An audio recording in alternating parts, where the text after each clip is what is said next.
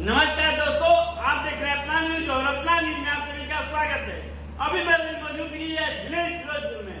भिलाई फिरोजपुर में है एक जो है जिला पंचायती सदस्य है। मैं जानने का प्रयास करूंगा कि जो है समाज सेवी जो है कार्य को लेके चलने वाले जो है वो उनसे जानने का प्रयास करूंगा किनके उपलब्ध में जो समाज का सेवा होता है वो किनके उपलब्ध में होता है और कैसे लोग करते हैं। सबसे पहले आपका परिचय हो जाए सर।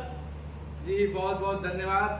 मेरा नाम विजेंद्र यादव बागी है और मैं समाज सेवी कमालुद्दीन उस्मानी साहब के प्रतिनिधि के रूप में काम करता हूं।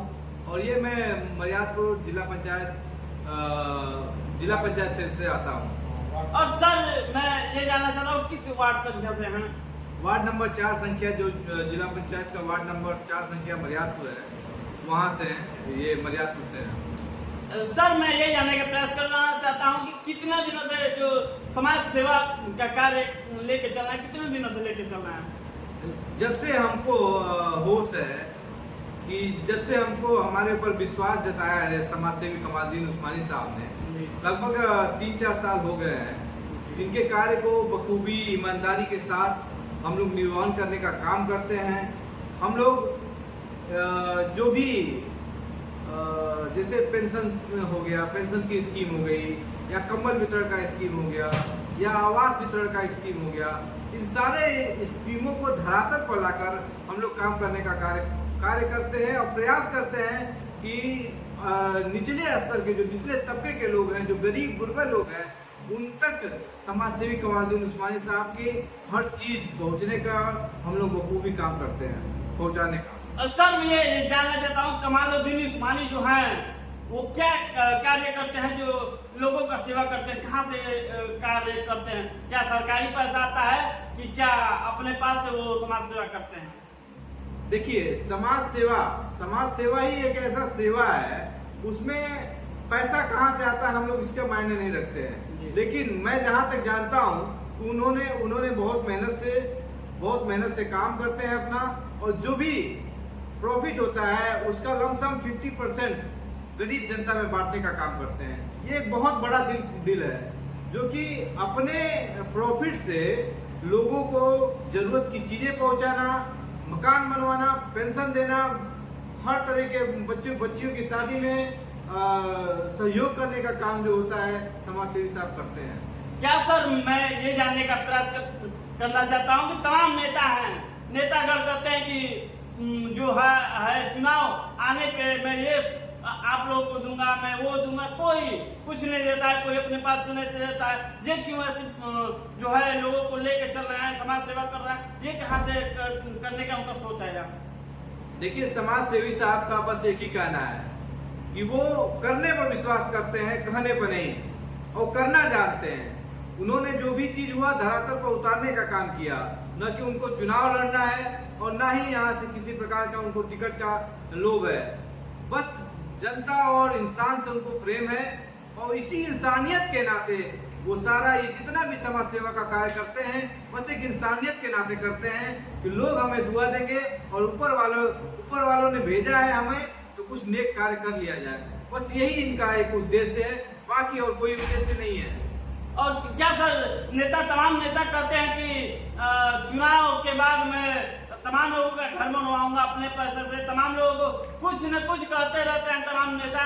और ये मैं जानने का प्रयास करना चाहता हूँ, क्या ये आगे चल के जो है कमालुद्दीन उस्मानी जी क्या नेता बनना चाहते हैं?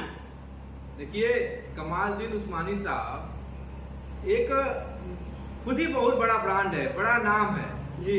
और नेता का एक टैग लगना, मुझे नहीं लगता है कि वो कभी ऐसा सोचे भी होंगे कि उन्हें नेता बनना है या नेता जैसे बनना है, क्योंकि जो कार्य कुछ न रहते हुए भी वो कर दिए, किसी सांसद और किसी विधायक की हैसियत नहीं है कि उस काम के अगल बगल भी छू सके।